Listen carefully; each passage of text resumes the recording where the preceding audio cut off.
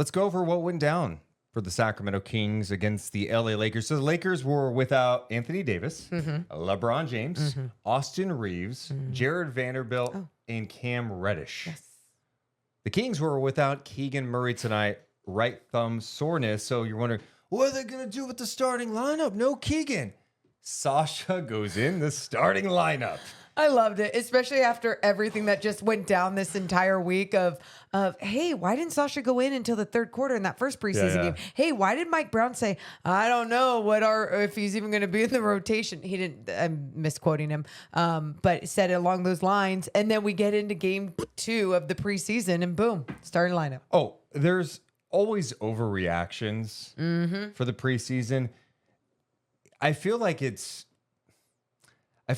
becoming even crazier with the overreactions. And are you saying around any I just team? think it's sports in general. But I mean, Sure. after the first preseason game, if you went on social media, it was like Chris Duarte was the worst player to ever lace up basketball shoes. Correct. And then tonight he did some good things. Yeah. We'll talk about that. And then there was obviously the panic. Sasha, what's going to happen with him? Blah, blah, blah.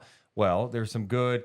There's a lot of bad from Sacramento tonight as well. So let's unpack it all on the podcast. Yeah, where do you want to start?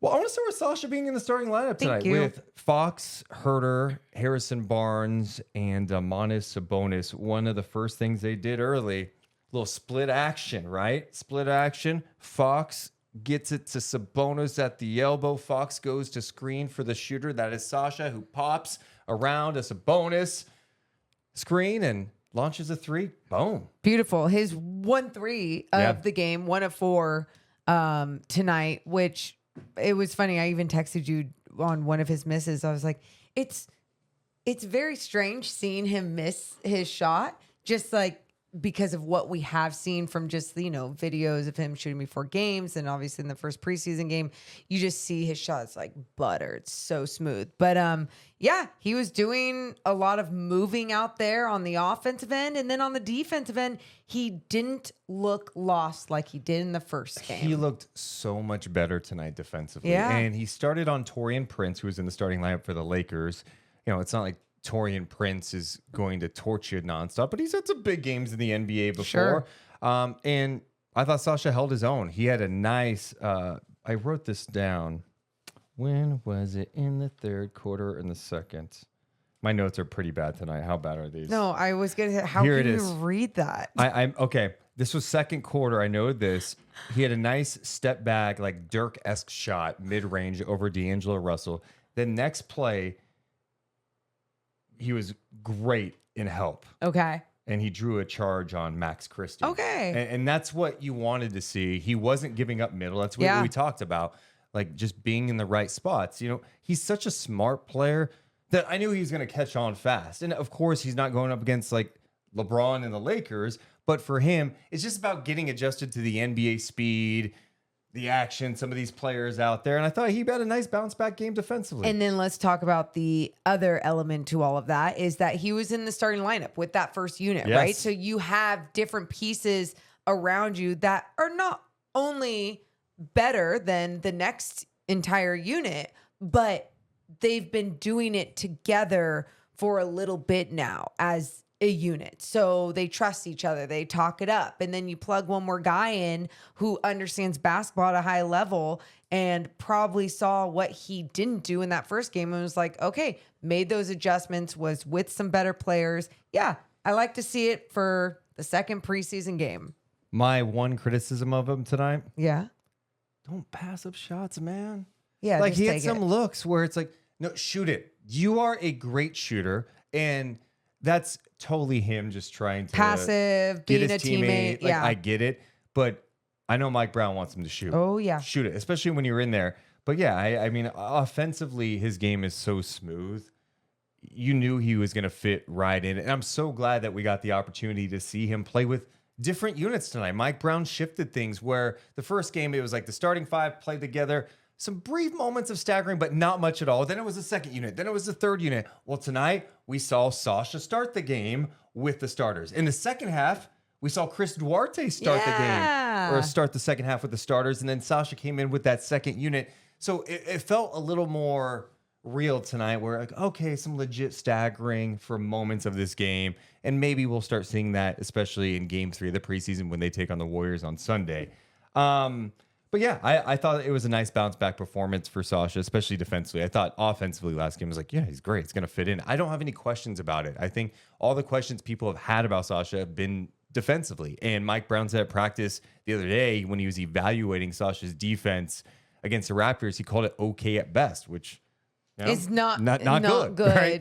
But he was way better tonight, in my opinion. The Kings' defense as a whole has been an issue, though. And we always have to drop the it's preseason. Take a shot every time Deuce and Mo say it. Oh, yeah. Which only try to say it once tonight. Yeah. But, like, they talk so much about being physical, right? Yeah. And being locked in and communicating. They weren't any of those things. Dude. At first. To start the game, yeah. One, there's some tough matchups. Herter just got torched by Russell. Let's talk, because let me just get in there for a second as you go about this, because you're exactly right. With D'Lo, I questioned over the summer, I'm like, well, Gabe Vincent's going to be their starting point guard. You know, I said it so confidently, which Gabe Vincent also looked awesome tonight. Looked great tonight, right? But D'Lo was making passes that made these Kings players just look bad. And it made them look bad because guys like Kevin Herter, for example, on one of those first defensive possessions you're talking about, just wasn't seen man, seen ball, right? So D'Lo gets it to his man on the cut, boom, easy 2. And then it happened a few other times because guys just weren't physical and up in D'Lo. That's a problem, right? That's a big problem. I'm not expecting it to be perfect during this time of year. And I get less concerned about missed shots. The Kings, by the way, were 15 of 50 from 3. They were chucking. In fact, all of Malik Monk's shots tonight were from 3. 2 of 9 from 3. Yeah. Oh, God. Guys are just getting shots up. They're missing a ton. Not worried about it. But I just want to see a little more fight defensively. I don't care if it's preseason. And tonight's a great example of that. You're not playing Anthony Davis or LeBron, Austin Reeves. Yes. Their normal lineup. The Lakers have a deep team. I think they look they have a lot more depth compared to last year, especially with the moves they made at the end of last season. But I still expect it to be a little more challenging. Oh, yeah. I wanted that from everyone, though. I felt like I was like, why aren't people talking to one another? Why aren't people stepping up to the plate and getting up in a guy's jersey? And what I love, though, is that adjustment was made. And it was made later on in the game. You saw De'Aaron Fox just working on guys, right? With the ball, he was getting up in the ball. Davion Mitchell, he's going to do that. That's just his MO. That's his identity. But De'Aaron started doing that in the second half. And then you saw Domas just being really, really, I don't even want to say physical. He was vertical on so many different defensive possessions when guys were coming down the middle. And he just did a good job of utilizing his body and being the bigger guy in there at times. And they just showed something different with their individual defensive play in that second half. Yeah, from that group. And then it got bad. From that group. Then it got bad with the second unit. The Lakers ended up scoring 40 points in the third quarter. I think the one theme early on in the preseason with the defense that's been most frustrating to me has been transition defense. Oh, my God. Morgan, stop ball. Every time. I don't this is basic transition defense. And I know for this coaching staff, Mike Brown, he's got to just be furious. What are we doing? I don't care if it's JaVale McGee. Stop ball. Right. If someone's behind you already helping out and making sure that no one else is behind you and going to get it easy too, somebody just stop ball. Communicate, stop ball. Yeah, and that happened far too many times in the first game against Toronto. And it happened again tonight, especially when that was a point of emphasis, hey, we got to be on it. And it just, the consistency wasn't there. There were stretches where, and that's been the Kings really the last couple of years with this team going back to last year there's stretches of good defense and you go, they can do it, but they have not been able to string it together. And for a team that doesn't have a whole bunch of lockdown individual defenders, you got to be engaged, and getting burned in transition, you can't excuse it. Mental Like, mistakes. You have to be locked in physically and mentally when you're already not a great defender, or when you're not a great defensive team. And Mike Brown wants to talk championship. He knows this team is good. I don't think this team would ever have that mentality of like, we're good so we can relax. I don't think that would ever fly. So I never get that vibe, but I'm like, God, like every single second you are out there, even if it feels like you are putting a lot of energy into preseason, it's only going to make you stronger. It's only going to make you faster. It's only going to make you better. Yeah. And there's going to just be some defensive breakdowns with some of the new guys in general, because they're still learning the system, trying to remember things. But there was one in the first quarter. JaVale McGee was out in the perimeter trying to deal with Christian Wood, and Wood got by him. And it was an open lane dunk at the rim. And it should have been Chris Duarte stepping up to take that charge, and he didn't. And I could tell McGee was upset. But I give Duarte credit, because after that, I felt like he played a really strong game. Yeah, he's knocking down shots, and seeing him out there with Sabonis was nice, a guy he's comfortable with. But I thought defensively, he showed me a little something too. He looked more locked in. Yeah. And it's crazy what your game can turn into when you are a little bit more locked in. You don't have to be the fastest guy out there, the most athletic guy. But if you are just really engaged and focused on what your job is within that team defense, you're going to see some success. And yeah, it was nice to see him kind of turn that on. And I thought a few guys had turned that on from the first unit, from the second unit. And I'll even say that, like, even when Colby Jones went in, I'm like, I love the way he moves out there on the floor. Mostly I'm talking about defensively. Like when he has the ball, I appreciate him as like even a floor manager, still raw there. But I would say, like, as a defender, you can just tell he is listening to where he needs to be for the most part. He's just been solid. Yeah. Yeah. Solid. I mean, I don't know how he fits in to the rotation, especially early in the season as a rookie. I mean, I think we're still kind of unclear what they're looking at, right? That's the other thing. We try to figure out these hints, we're at training camp and people are looking at what color jerseys these players may be wearing for this specific game. And then we watch a preseason game and see this one group together, and then the next game you don't see it. It's like they're going to tinker. That's what preseason's for. It's going to be ugly. There's going to be a ton of missed shots. There's going to be some sloppy play. These guys are rusty. Like, you can just expect it. I don't think I've ever watched so much preseason basketball in my life.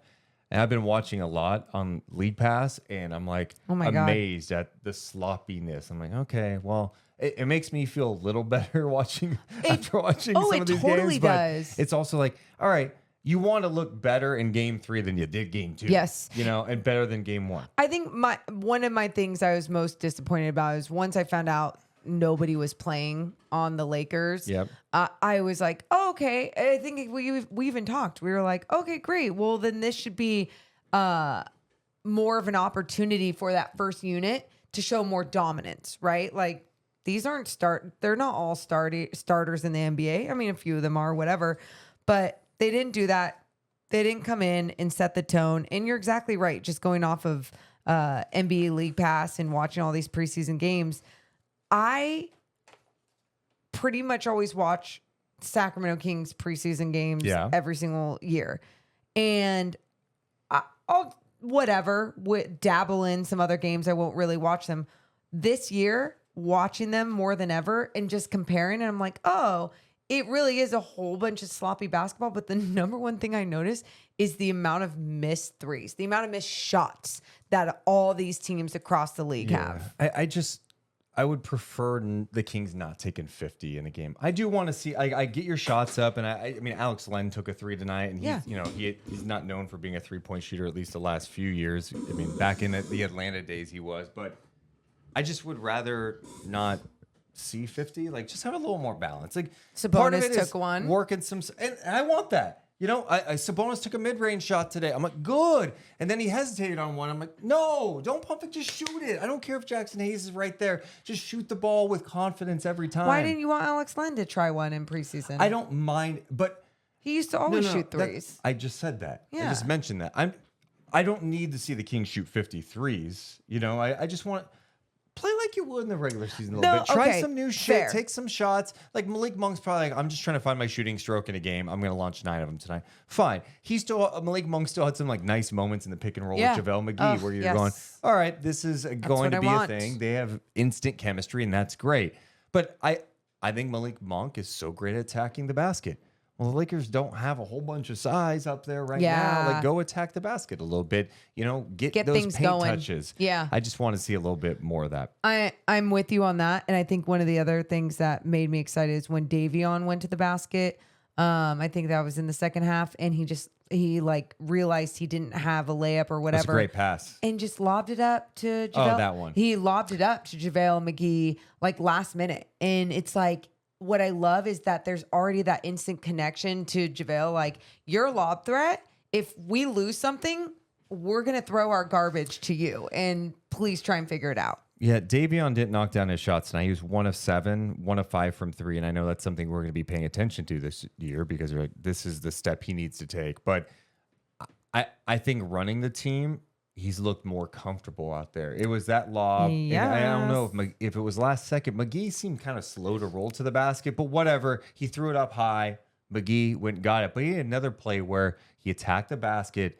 Defense collapses, and he threw a great pass out to the perimeter. It was a missed 3, but I'm like, okay, He's seeing the floor. You're seeing the floor much better. And I think he had the tendency, especially last year, I think he struggled learning the system. And I think there was too much of him holding on to the ball for too long, over dribbling. Yep. And it seems like he's much more comfortable in the preseason. He's making quick decisions, right? Like, that's why even when I said last minute, it was in his decision making in that moment when he drove to the basket. There was another big coming up on him that committed over to him. And he's like, well, shit, I don't have a layup. So then he just threw, and he's like, I got an open man rolling to the basket. Boom, let me throw it up for him. Jam. Yeah. I have a question for you. Yes. What is your question? I don't even know if it's a question. I don't know why I said that. We saw some Sasha at the 3 tonight. That's a statement. Okay. I'm just curious what Brown is going to do here because it looks like he played a lineup in the third quarter. It was Mitchell, Monk, Sasha, Lyles, McGee. Obviously, Morgan, we're not going to see all bench lineups out there during the regular season. My point, though, is trying to play him at the 3, Lyles at the 4. I just don't think that's a recipe for success, especially defensively. Like Sasha defending some 3s out there. Maybe he's just seeing what it looks like in the preseason. But I think my point to this is one of the challenges Mike Brown's going to have this year is figuring out who the hell to play because of all the guys they have. Like, the starting 5, what it's going to be to start the season. Same as last year. You're playing Monk, right? Yeah. You're playing Mitchell. Yeah. I would think most nights. Okay. Sasha. Yeah. McGee. Okay. Lyles. Uh-huh. Okay, that's 10. Yeah. He said he wants to play 9 to 10. And you can't play all those. 10. Okay, so Duarte's not playing. I mean, he seems like he likes Duarte too, though. I think Duarte might get some early season run here. So there's 11. Look though, too, and not to say like that, but it is very common in the NBA for someone to be out with a thumb injury, to have soreness, to have all these things. I get it. And my point is that someone like Duarte might not see all those NBA minutes all the time and be in that rotation right away, but like. It's like Davion last year when we were talking about how even if he's coming in for 2 minutes, he has to be ready in the first 5 seconds that he steps on the floor. That's not easy to do for a lot of athletes, right? Like, you just have to mentally, physically, everything just be ready. Boom, you got to be ready to dominate. And I think he's starting to realize that he's going to have that short leash. So make sure you do things right. He improved his game. We're already seeing it. And I think that same thing's going to happen a lot more with Chris Duarte. I mean, I'm just saying that right now. Yeah. It can completely change. Well, he was 4-4, knocked down all of his shots. better defensively, drew an offensive foul. He did a great job on help letting a Christian Wood post up in the third quarter. I saw much better signs from him. And like, I think the other thing too is like, he didn't play a lot last year. I know we mentioned that at the last podcast. So just him getting out there with a new team, learning guys, that's what the preseason's for, I guess. But like, there's what? I feel like we are talking really in depth on preseason right now, aren't we? No, I feel like you and I are just having the conversation we would have literally right over there in that corner. I mean, this is like what we talk about on a walk. You know, like this is just what we talk about. We have no lives.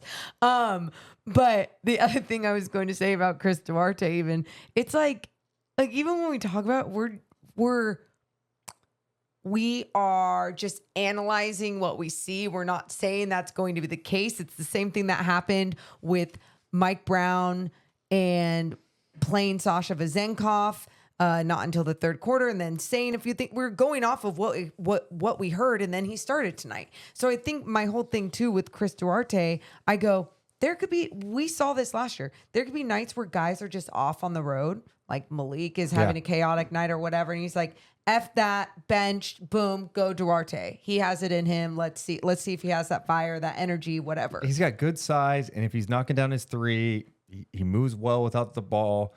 He has that chemistry with Sabonis. You could see why he'd fit in. I know. I when they got him, I was like, well, maybe he's more of that guy in that, that Terrence Davis role. So of last year, where maybe Terrence was kind of that guy where it's like, tonight we need this lift, or okay, he's going to be a regular in the rotation for a stretch. But I just think Mike Brown's going to have some interesting things to decide. And I was interested that he put Sasha in there at the 3 with Lyles and Len, and then Lyles and McGee. Got to try it all out. That's what preseason's about. I get it, but like, let's also, that lineup would not work in the regular season. Like, no, him at the 3. It just can't you honestly say, like, depending on the matchup, if you look around the league, like, what's that matchup going to be? But then look, you came into a preseason game tonight where it's like their lineup is just completely different. That happens in this league. And if that's something you can do because certain guys are having off nights or certain guys are a little banged up, then that's great that you can go into your bench, into your depth, and do something like that with your rotation.